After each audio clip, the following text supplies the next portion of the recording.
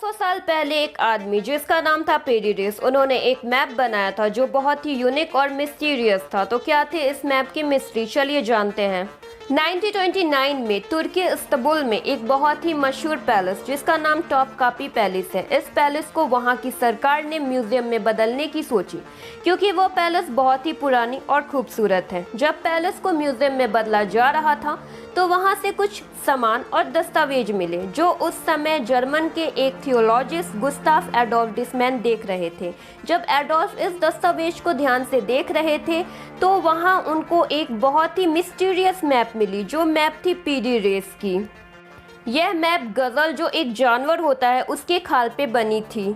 जब एडोल्फ ने इसे चेक किया तो मैप के कोने में एक हस्ताक्षर था जो था हाजी मोइनुद्दीन पैरी का। यह कोई आम शख्स नहीं बल्कि टर्की आर्मी का बहुत बड़ा नौसेना अध्यक्ष और उस जमाने का बहुत मशहूर सेलर था।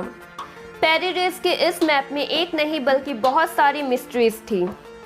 मैप के बनने का पीरियड था 1513, मतलब आज से देखा जाए तो 500 साल पहले। जब मैप को देखा गया तो उसमें बहुत सारे क्षेत्र बने हुए थे, खास तौर से दक्षिणी और पश्चिमी क्षेत्र जैसे the America, Antarctica ocean, western part of Africa. लेकिन बाकी का जो मैप का हिस्सा था वो नष्ट हो गया था। अगर पूरा मैप मिलता तो शायद और भी मिस्ट्री निकल कर सामने आती। हैरान करने वाली बात यह है कि इस मैप का जब अध्ययन किया गया तो इसमें जो क्षेत्र मिले थे जैसे अंटार्कटिका की खोज हुई थी 1818 में, जो पेरिडेस के मैप में 300 साल पहले ही बने मिले। और अंटार्कटिका इस मैप में बिना बर्फ के बने हुए थे, मतलब इस मैप में यह एक घास वाली ज़मीन थी, जबकि अंटार्कटिका पूरी तरह से बर्फ से ढका हुआ है। 15वीं शताब्दी में इस चीज़ के बारे में कहीं कोई मैप ने ब्यौरा नहीं दिया है। चार्ल्स हैपकोर्ट जो एक प्रोफेसर और विशेषज्ञ थे जो मैप का अध्ययन करते थे, जब उन्होंने इस मैप का अध्ययन करने के लिए लिया तो उन्होंने अपने एक मशहूर बुक में इस मैप के बारे में यह तर्क दिया कि यह मैप उस समय का है जब अंटार्कटिका आइस फ्री था और वैज्ञानिकों के हिसाब से आज से 6000 साल पहले अंटार्कटिका आइस फ्री हुआ करता था। चार्ल्स की एक और सिद्धांत के अनुसार पहले पृथ्वी के जो नॉर्थ और साउथ पोल थे वो कहीं और स्थित थे, मतलब अभी यह बदले हुए हैं जो 6000 साल पहले हुआ। वास्तव में जब अंटार्कटिका की मैप बनी तो यह 1949 में बनी, आज से 60 साल पहले, वह भी आधुनिक तकनीकी का इस्तेमाल करके, क्योंकि बर्फ से ढके होने की वजह से यह पता कर पाना मुश्किल था कि कौन सी जगह में ज़मीन और कौन सी जगह में पानी है। तो ऐसा कैसे कि 500 साल पहले पेरिडेस ने वो मैप बनाया जो हमें आज की टेक्नोलॉजी से पता चल रहा है कि इस हिसाब से अंटार्कटिका बना हुआ है। इस मैप में एक और हैरान करने वाली चीज मिली जो फॉकलैंड आइलैंड है, जो 16वीं शताब्दी में खोजे गए थे। यह पेरिडेस के मैप में 100 साल पहले ही बने हुए मिले।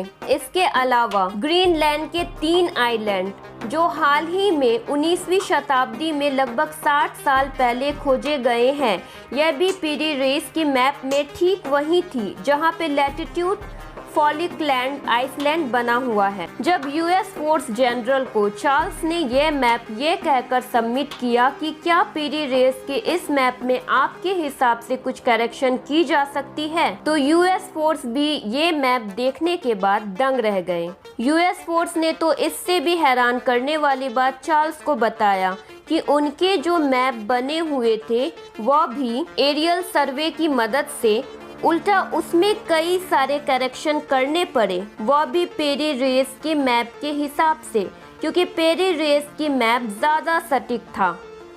ऐसा कैसे हुआ कि जो आज के टेक्नोलॉजी से मैप बना उसमें एरर है, जबकि 500 साल पहले पेरिडेस के मैप में एक भी गलती नहीं है। जब मोइनुद्दीन के और भी दस्तावेज मिले तो उस पर यह लिखा हुआ था कि उसने यह मैप कुछ 20 अलग अलग स्रोत इकट्ठा करके बनाया था, लेकिन यह स्रोत उनको कहां से मिल रहे थे इस बारे में उसने कभी खुलकर नहीं बताया। चार्ल्स हैपकोर्ट ने अपने बुक में यह तर्क दिया है कि पेरिडेस के जो मैप के सोर्स थे वे उन्हें 6000 साल पहले के सोच से मिले होंगे। चार्ल्स ने यह भी कहा कि यह पूरा क्लियर इंडिकेशन है कि आज से 6000 साल पहले का सिविलाइजेशन आज से बहुत ज़्यादा एडवांस सिविलाइजेशन था, जिनके पास शायद हमसे भी बेहतर टेक्नोलॉजी थे। लेकिन ऐसी कौन सी टेक्नोलॉजी थी कि पेरी रेस ने इतनी सटीक मैप बनाया, ये बोल पाना मुश्किल है। आलोचकों का ये कहना है कि पेरी रेस की ये मैप उसकी कल्पना हो सकती है, लेकिन कल्पना से इतना सटीक मैप बना पाना मुश्किल है। कुछ आलोचकों का ये कहना है कि पहले बहुत सारे युद्ध हुआ करते थे, तो शायद किसी दुश्मन शिप से पेरी रेस ने ये हासिल किया हो। लेकिन अगर किसी दुश्मन शिप से मिला होगा तो फिर वो लोग कौन थे? और पेरी रेस कोई अनजान नहीं है, क्योंकि खुद गूगल ने पेरी रेस के 500वें एनिवर्सरी में गूगल ने अपने मेन पेज पर डूडल बनाया था।